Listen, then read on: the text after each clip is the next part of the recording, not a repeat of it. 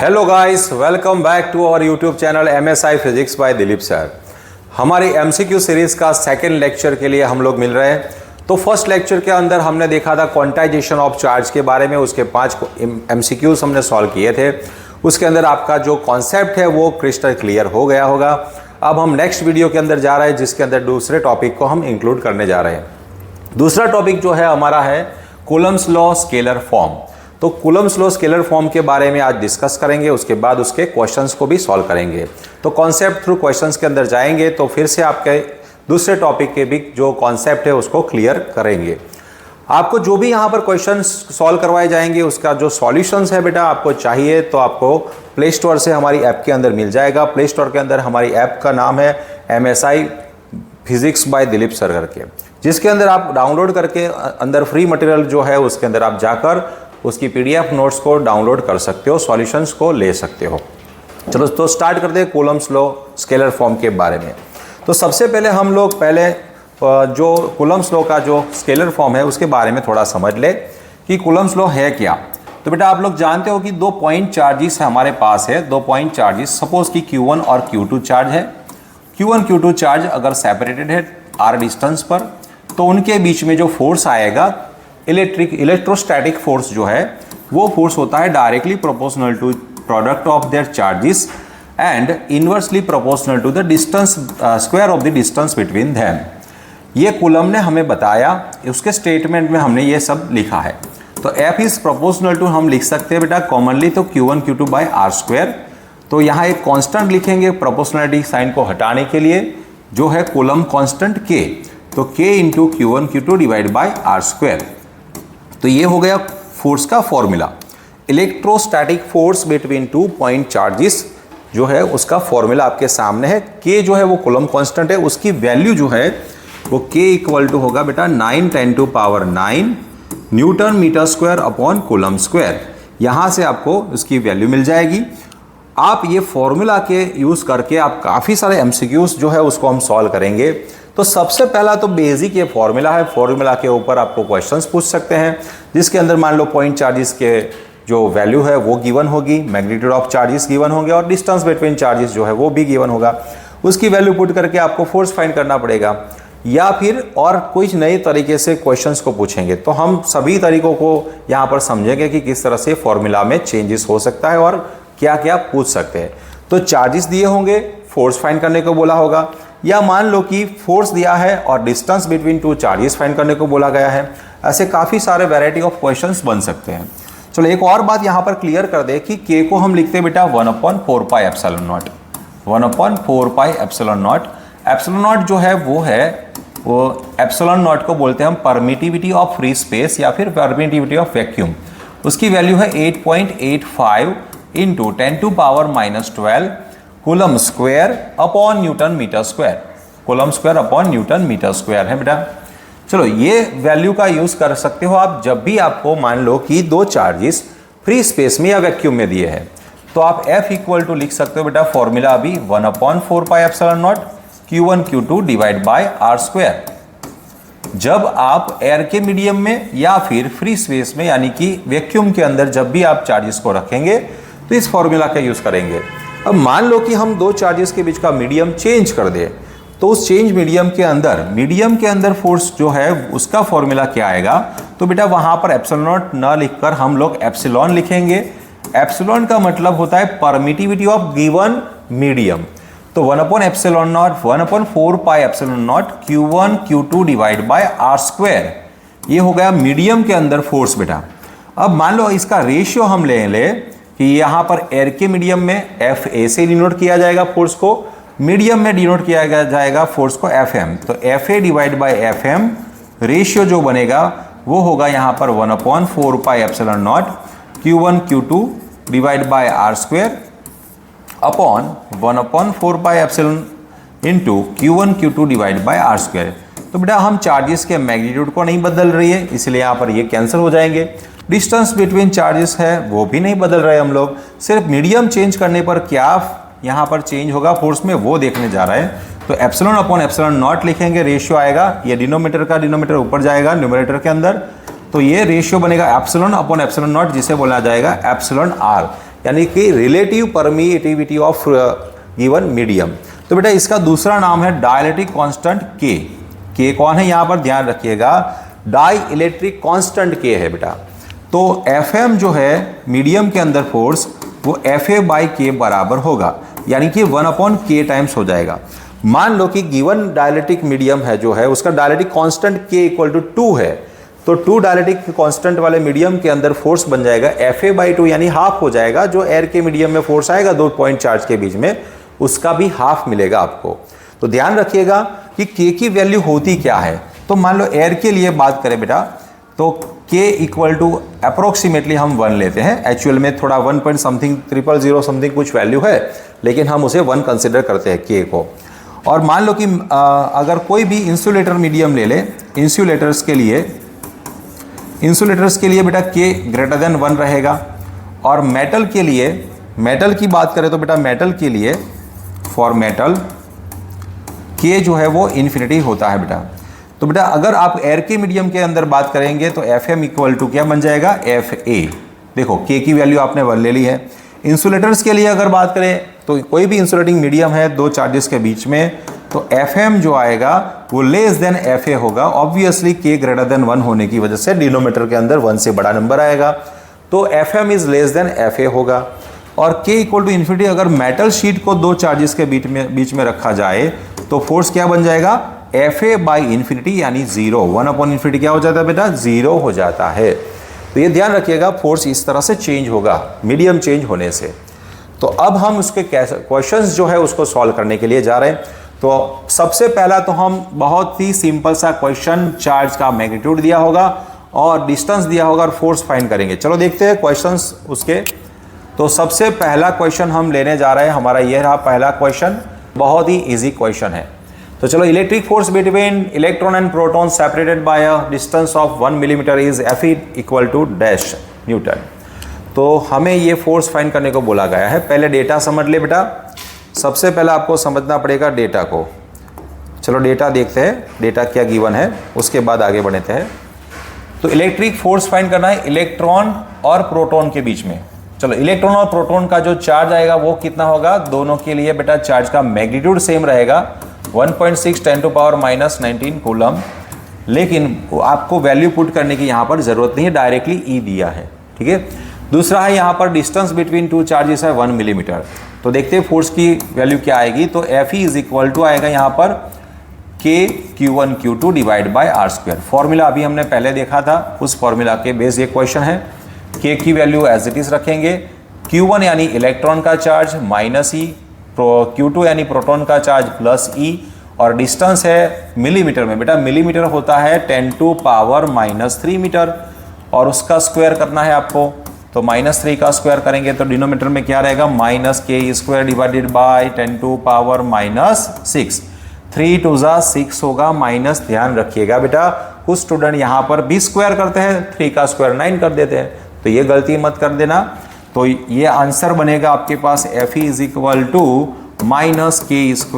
× 10⁻⁶। तो कौन सा आंसर हमारा सही है यहाँ पर, तो option B is the right answer, ठीक है।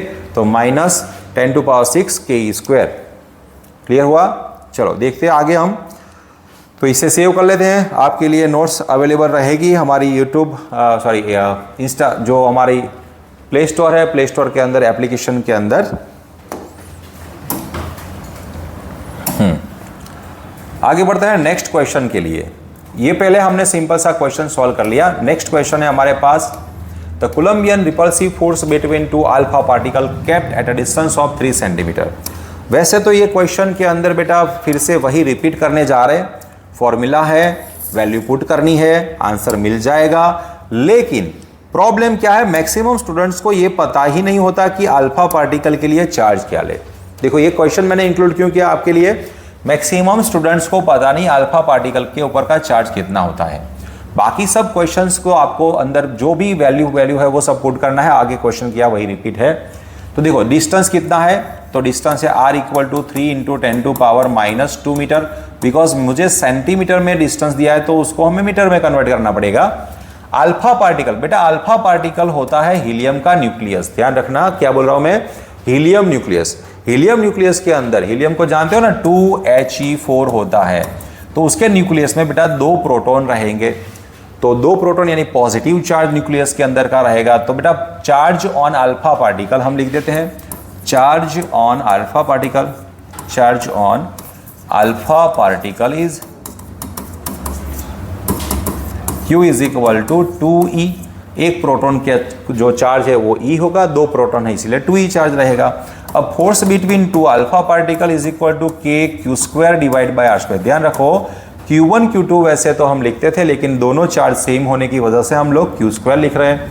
अब K की वैल्यू मेरे पास है 9 × 10⁹, जो Q है वो 2E है, उसका square divide by R²। R यानी 3 सेंटीमीटर है, तो 3 × 10⁻² का स्क्वायर बनेगा।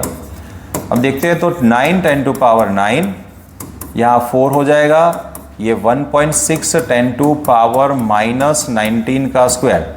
क्या लिखा मैंने बेटा, सुनो, 2 का स्क्वायर लिख दिया 4, E यानी 1.6 × 10⁻19 कूलम होता है, उसका स्क्वायर है, डिवाइड बाय 3 × 10⁻² का स्क्वायर करेंगे तो 9 × 10⁻4 होगा।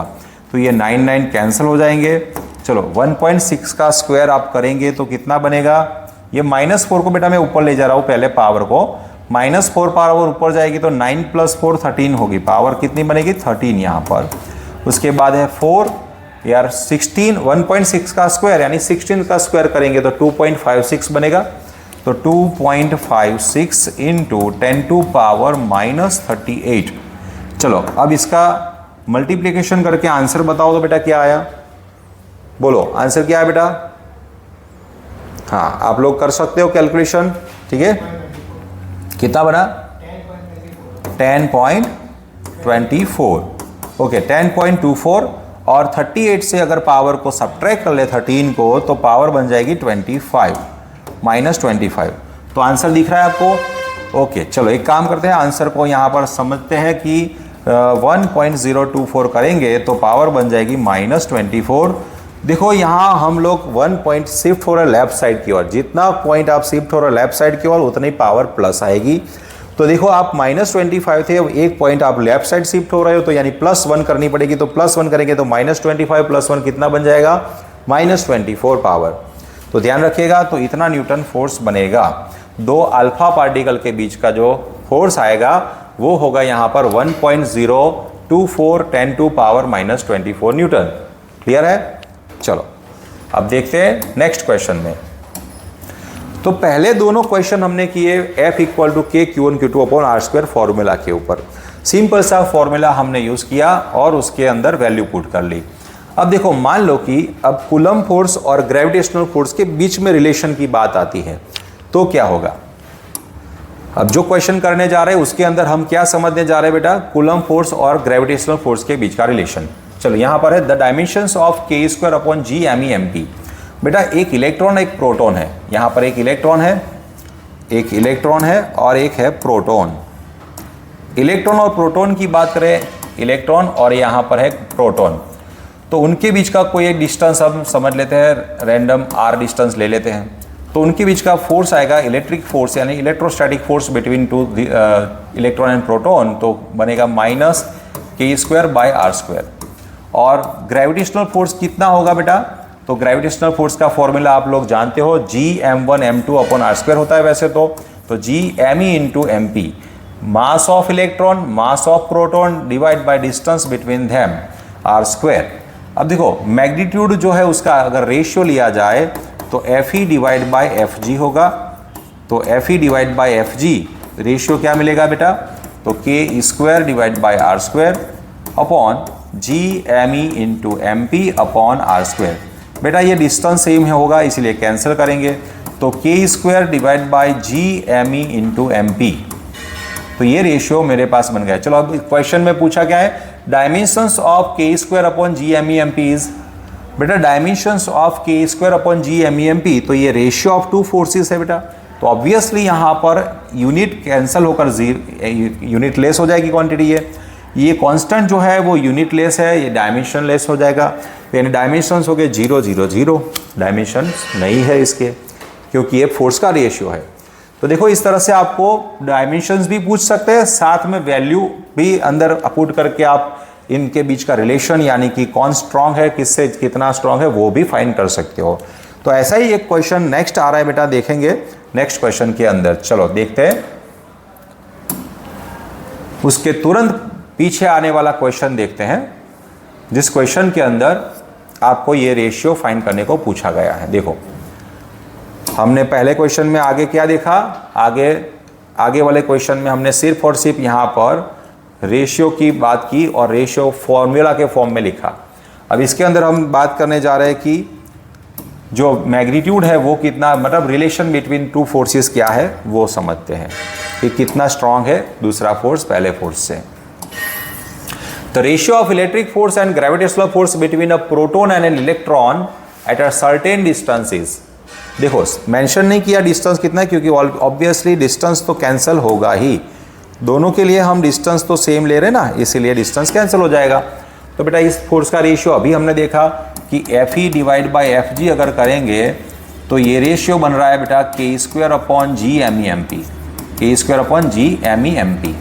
चलो इसके अंदर वैल्यू पुट करें तो आंसर क्या मिलेगा, तो यहाँ पर 9 10⁻⁹ होगा, E यानी 1.6 10⁻⁻19 कूलम उसका स्क्वायर अपॉन G की वैल्यू 6.67 10⁻⁻11 होगी और मास ऑफ इलेक्ट्रॉन 9.1 10⁻⁻31 किलोग्राम और प्रोटॉन का मास होता है 1.67 10⁻⁻27 किलोग्राम।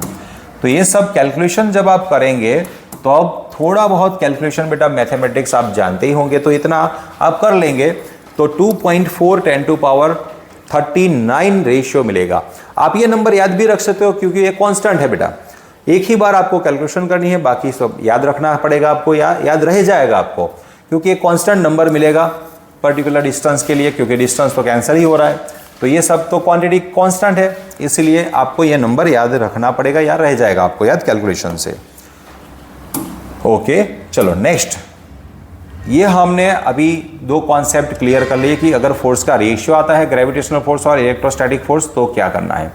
अब एक आगे नए कॉन्सेप्ट के अंदर थोड़ा आगे जाते हैं, इसी टॉपिक के रिलेटेड क्वेश्चन के अंदर थोड़ा अलग सा क्वेश्चन। चलो अगर मान लो कि आपके पास दो चार्जेस है, किसी एक का चार्ज जो है दूसरे के अंदर ट्रांसफर कर दिया जाए तो दोनों के फोर्स में अब क्या फर्क होगा वो हमें समझना है। तो उसी तरह का क्वेश्चन यहां पर लेने जा रहे हैं कि two identical conducting sphere A and B having charge plus Q and minus Q are kept at distance D apart experience Coulombian force F between them. If 50% of charge is transferred from sphere B to A, then the new Coulombian force between them is. हम 50% charge को बेटा यहाँ पर transfer करेंगे तो अब नया force कितना होगा दोनों के बीच में। तो सबसे पहले बेटा इनिशियल फोर्स को हम नोट कर लेते हैं, F इक्वल टू कितना होगा, तो KQ² डिवाइड बाई R²। यहाँ पर माइनस साइन लिखेंगे क्योंकि एक पॉजिटिव एक नेगेटिव यानी अट्रैक्टिव फोर्स आएगा दोनों के बीच में। किसके बीच में, कंडक्टिंग स्फीयर A और B की बात हो रही है बेटा। आप यहाँ पर स्फीयर A ले सकते हो, यहाँ पर स्फीयर B ले सकते हो, दोनों के ऊपर कुछ चार्जेस है, एक के ऊपर प्लस Q एक के ऊपर माइनस Q चार्ज है। चलो इसका 50% यहाँ पर ट्रांसफर करेंगे आप, तो चार्ज B का जो है यहाँ पर ट्रांसफर करेंगे 50% of charge is transfer. If 50% of charge is transfer from sphere B to A, ध्यान रखना किसके ऊपर का चार्ज कहाँ जा रहा है बेटा, तो माइनस Q/2 चार्ज। 50% कितना होता है, मान लो आपके पास 100 रुपये है, आपको बोला गया कि 50% आपने मान लो कहीं यूज़ कर लिए तो 50% आपके पास बचेंगे, तो कितने बच गए, 50 रुपीज़ बचेंगे ना। तो 100 रुपये के 50% यानी 50 रुपीज़। उसी तरह से यहाँ पर चार्ज कितना है, माइनस Q, तो माइनस Q/2 चार्ज आप जो है वो ट्रांसफ़र करेंगे तो अब इसके पास बचेगा कितना, सिर्फ माइनस Q/2। देखो टोटल चार्ज कितना होना चाहिए था, माइनस Q, राइट, उसमें से आपने Q/2 ले लिया और वो कहाँ गया, तो इसके ऊपर बेटा ऑलरेडी चार्ज Q था, आपने उसको माइनस Q/2 दिया। अब स्फीयर A के ऊपर का चार्ज कितना बन गया बेटा, प्लस Q/2, और स्फीयर B के ऊपर का अब नया चार्ज कितना बन गया, माइनस Q/2। तो अब दोनों के ऊपर नया चार्ज आएगा Q/2 प्लस Q/2 माइनस, ठीक है। अब नया फोर्स दोनों के बीच में कितना है, F' अगर लिखे उसे तो बन जाएगा मेरे पास माइनस K Q/2 का स्क्वायर डिवाइड बाय R²। तो ये फोर्स बनेगा अब माइनस के क्यू स्क्वायर अपॉन 4r²। तो ये फोर्स ऑलरेडी आपने F नाम दिया है, इनिशियल फोर्स, तो F/4 आंसर मिलेगा आपको। तो आंसर इज द C। तो C आंसर जो है वो राइट आंसर है, F/4 फोर्स बन जाएगा। ठीक है, चलो इतना आपको समझ में आ गया होगा। अब एक और थोड़े नए कॉन्सेप्ट के अंदर जाएंगे।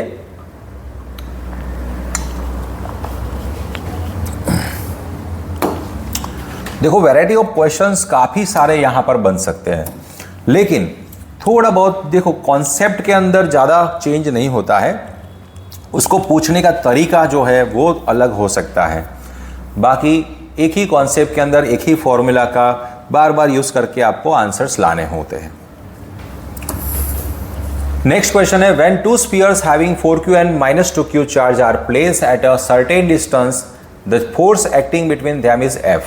चलो यहाँ पर हम लोग 4q और -2q चार्ज ले ले।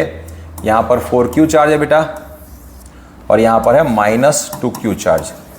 अब ये दोनों कितने डिस्टेंस पर है, तो मान लो हमने डिस्टेंस ले लिया है r। इन दोनों के बीच का जो फोर्स है वो है k 4q into -2q upon r²। इतना फोर्स है। ठीक है, अब आगे का क्वेश्चन में देखो, now they are connected by a conducting wire and again separated from each other. Now they are kept at a distance half of the previous one.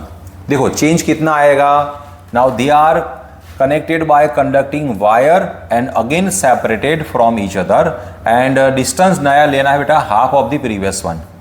तो आप इन दोनों को 4q charge -2q charge in दोनों को आप connect करेंगे wire के साथ और उसके बाद दोनों को सेपरेट किया जाएगा। आइडेंटिकल है, ध्यान रखो दोनों आइडेंटिकल है। ठीक है, स्फीयर्स आइडेंटिकल रहेंगे, अगर नहीं लिखा है तो अभी हमें आइडेंटिकल अभी कंसीडर करना पड़ेगा। तो अब दोनों का टोटल चार्ज कितना होगा, दोनों के ऊपर कितना चार्ज डिवाइड होगा। ये कॉन्सेप्ट देखो, ये मिक्स कॉन्सेप्ट का क्वेश्चन है। मिक्स कॉन्सेप्ट कौन सा, यानी कि चार्ज का सेपरेशन और साथ में आपको कूलम फोर्स भी यहाँ पर समझना पड़ेगा, यानी कि उसका यूज करना पड़ेगा। चलो सेपरेट करेंगे तो पहले तो याद रखिए Q नेट डिवाइड बाई 2 करेंगे आप। सेपरेट करने के बाद दोनों के ऊपर कितना चार्ज आएगा, अगर कनेक्ट करने के बाद तो इतना चार्ज आएगा। ध्यान रखिए, अगर आपको नहीं पता तो इतना क्लियरली समझ लो कि नंबर ऑफ बॉडीज जितनी भी कांटेक्ट में आएगी उनके अंदर आइडेंटिकल की बात कर रहा हूँ, आइडेंटिकल बॉडीज जो कांटेक्ट में आती है उनके बीच में चार्ज किस तरह से डिवाइड होगा, यानी कि डिस्ट्रीब्यूट होगा। तो Q net upon number of bodies in contact. हमने यहाँ पर 2 बॉडी को कांटेक्ट में लिया है तो डिवाइड बाय 2 करेंगे। अगर 3 बॉडीज कांटेक्ट में होगी तो डिवाइड बाय 3 करेंगे, यानी इक्वली चार्ज जो है वो डिस्ट्रीब्यूट होगा। तो बेटा मेरे पास 4q -2q होगा नेट चार्ज डिवाइड बाय 2, यानी कि 2q डिवाइड बाय 2 यानी कि q चार्ज। अब आफ्टर सेपरेशन दोनों के ऊपर q चार्ज है और वो भी पॉजिटिव चार्ज। तो देखो यहाँ कितना बनेगा फोर्स, यहाँ मैग्नीट्यूड की अगर बात करें तो F इक्वल टू पहले इनिशियल फोर्स है 8k⁴/r²। अब दोनों को कांटेक्ट में लेने के बाद सेपरेट करने के बाद नया फोर्स जो आएगा F' तो वो कितना होगा, तो k⁴ अपॉन r²। हम r/2 का स्क्वायर। डिस्टेंस भी हमें आप करने को बोला, ध्यान रखिए distance between them is half then previous one. तो बेटा हाफ डिस्टेंस किया आपने तो यहाँ फोर्स आएगा देखो k⁴ अपॉन r²/4। तो ये 4 ऊपर जाएगा तो F' is equal to 4k⁴ upon r²। अब कुछ स्टूडेंट डायरेक्टली यहाँ पर F लिख देंगे और 4F आंसर बता देंगे। बेटा ऐसा नहीं होता है। देखो 8k⁴ अपॉन r² को आपने नाम दिया F, या फिर डायरेक्टली रेशियो ले लेंगे तो अभी आपको रिजल्ट तुरंत ही मिल ही जाएगा। अगर ये नहीं करना तो आप यहाँ पर 2 से मल्टीप्लाई कर दो ऊपर नीचे, तो 8k⁴ अपॉन 2r²। आपने क्या किया, ऊपर नीचे 2 से मल्टीप्लाई किया। तो बेटा ये इतना जो फोर्स है उसे आपने नाम दिया था F, तो F/2 आंसर आएगा। तो answer is F/2। Again answer is C। Option C is the right answer. बोलो समझ में आया क्या किया हमने। पहले हमारे पास 2 बॉडीज है, 2 बॉडी के ऊपर के चार्जेस है 4q एंड -2q, दोनों के बीच में का फोर्स है F equal to k⁴ into -2q upon r²। अब दोनों को वायर के साथ वायर से जोड़ दिया है, कांटेक्ट में लाए हम, या डायरेक्टली आप फिजिकल कांटेक्ट में ला सकते हो। और दोनों के ऊपर चार्ज जो होगा वो डिस्ट्रीब्यूट होगा, इक्वली डिस्ट्रीब्यूट, क्योंकि हम लोग यहाँ पर आइडेंटिकल बॉडीज कंसिडर कर रहे हैं। तो हाफ चार्ज दोनों के अंदर डिवाइड होगा, लेकिन टोटल का हाफ होगा बेटा, ध्यान रखना। एक है 4q, एक है -2q, तो टोटल चार्ज हो गया 2q का हाफ हमने कर दिया, 2q का हाफ यहाँ पर q चार्ज दोनों के ऊपर आएगा। अब डिस्टेंस भी हमें हाफ करने को बोला गया है, तो चार्जेस के मैग्नीट्यूड तो लिखना ही है, साथ में डिस्टेंस भी हाफ करना है, तो डिस्टेंस हाफ करके स्क्वायर। यहाँ पर गलती होना जायज़ है, काफ़ी सारे स्टूडेंट यहाँ पर गलती कर जाते हैं। क्या गलती करते हैं? r² डायरेक्ट लिखते हैं। क्या लिखते हैं? फिर से बोलो, r², ये ब्रैकेट के अंदर r/2 लिखना है। आप ध्यान रखो कि r' नया डिस्टेंस जो होगा, यहां पर आप नया डिस्टेंस कंसीडर करेंगे r की जगह पर, r' यानी r/2, उसका स्क्वायर करना है आपको, तो r/2 का होल स्क्वायर होना चाहिए, ना कि r²/2। ठीक है, तो तब जाके आपको रिजल्ट सही मिलेगा, आंसर सही मिलेगा f/2। चलो और आगे चलते हैं। नेक्स्ट क्वेश्चन के अंदर नए थोड़े कॉन्सेप्ट को आगे बढ़ाकर हमारे, if F is the force between 2 point charges. देखो हमने लास्ट टॉपिक में हमारे कूलम फोर्स वेक्टर फॉर्म के अंदर हमने देखा था कि अगर मीडियम को चेंज किया जाए तो क्या फ़र्क होता है, मतलब फोर्स में क्या चेंज आएगा। तो आपने देखा कि अगर मीडियम चेंज कर दिया जाए तो फोर्स 1/k टाइम्स, यानी कि k is a dielectric constant, 1/k times हो जाता है। If F is the force between 2 point charges submerged in a medium of dielectric constant K, then on withdrawing the medium, the force between the charges becomes। बेटा आपको बोला गया था कि अगर आप मीडियम में रखते हो तो फोर्स कितना होता है।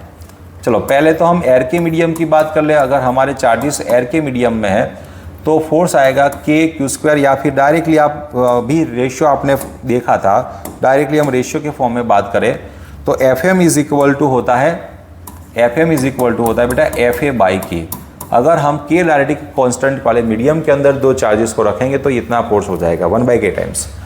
तो बेटा अभी आपको क्या बोला यहाँ पर कि डायलेक्ट्रिक मीडियम में रखने पर फोर्स है मेरे पास F है।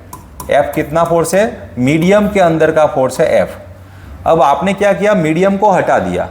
मीडियम को हटाने पर मीडियम कौन सा बन जाएगा? सिर्फ एयर रहेगी दो चार्ज के बीच में। तो एयर का मीडियम अगर लेंगे तो फोर्स कितना बन जाएगा? नया फोर्स आएगा KF। नया फोर्स कितना बन जाएगा? K × F, यानी K टाइम्स फोर्स हो जाएगा। ध्यान रखिएगा यहाँ पर क्वेश्चन उल्टा पूछ लिया है। उल्टा क्वेश्चन यानी कि ऑलरेडी मीडियम में मेरे पास चार्जेस है, उनके बीच का फोर्स है F। अब मीडियम हटा लिया जाए तो एयर का मीडियम बन जाएगा, तो दोनों के अंदर फोर्स, अब नया फोर्स दोनों के बीच में कितना आएगा? तो FA is equal to K times F होगा। क्लियर है? तो देखो इतने क्वेश्चन हमने सिर्फ स्केलर फॉर्म के लिए अभी किए हैं, और मैं आपको YouTube के अंदर, हमारी चैनल के अंदर कुछ क्वेश्चंस होमवर्क में दे दूंगा, आप लोग कमेंट कर सकते हो आंसर को। तो ये हो गए हमारे 7 क्वेश्चंस इसके रिलेटेड जो हमारे टॉपिक था, सेकेंड टॉपिक। तो इसी MCQ सीरीज़ के अंदर हमारे साथ बनते रहिएगा। नेक्स्ट वीडियो के अंदर हम जल्दी मिलेंगे। चलो तब तक मिलते हैं, बाय।